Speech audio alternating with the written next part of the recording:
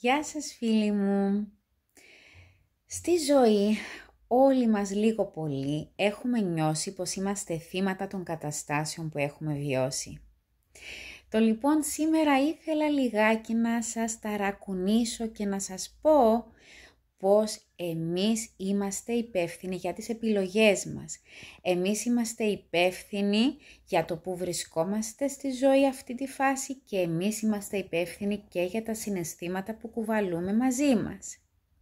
Είναι πολύ εύκολο να ρίχνουμε την ευθύνη στους άλλους ή να βρίσκουμε δικαιολογίες για διάφορες δυσκολίες που μπορεί να προκύπτουν και να τα χρησιμοποιούμε, όπως είπα, σαν δικαιολογίες για να μην παίρνω τις σωστές, να μην κάνω, τις σωστές επιλογές.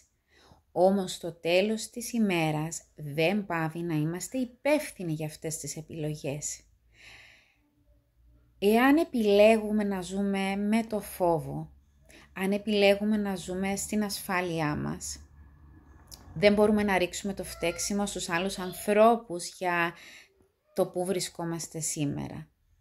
Εάν επιλέγουμε ανθρώπους που δεν μας ταιριάζουν, αν επιλέγουμε ανθρώπους που δεν είναι σωστοί για μας, είτε σαν φίλοι, είτε σαν σύντροφοι, ακόμα και το εργασιακό μας περιβάλλον όσο γίνεται, εάν παραμένουμε σε καταστάσεις, σε σχέσεις που δεν μας ταιριάζουν, είναι δική μας η ευθύνη, είναι δική μας η επιλογή και είμαστε εμείς υπεύθυνοι για τις συνέπειες που προκύπτουν μετά.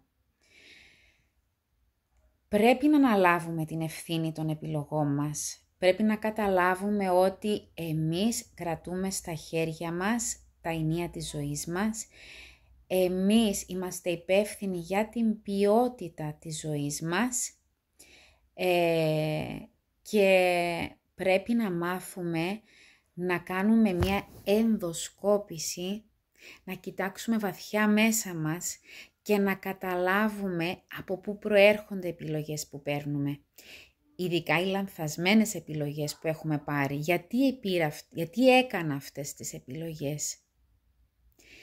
Και όταν μάθουμε να μελετάμε τις επιλογές μας με ωριμότητα και σοβαρότητα και να δούμε τις επιλογές μας κατάματα, θα μάθουμε όχι μόνο να αναλάβουμε την ευθύνη των επιλογών μας, αλλά θα μπορούμε να κάνουμε καλύτερες επιλογές στο παρόν αλλά και στο μέλλον.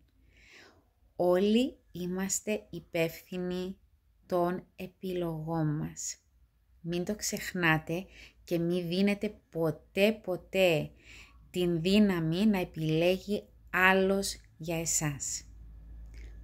Πολλά φιλάκια, αναλογιστείτε και εσείς τις ευθύνες σας, σκεφτείτε λίγο τις επιλογές σας, γιατί αν καταλάβουμε ότι εμείς επιλέγουμε, σκεφτείτε πόσο όμορφη μπορεί να γίνει η ζωή σας.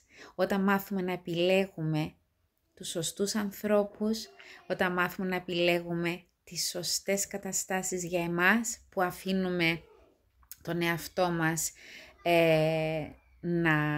να βιώσει εμπειρίες και έτσι σιγά σιγά μπορούμε να έχουμε τη ζωή που ονειρευόμαστε και που μας αξίζει. Φιλάκια! Γεια!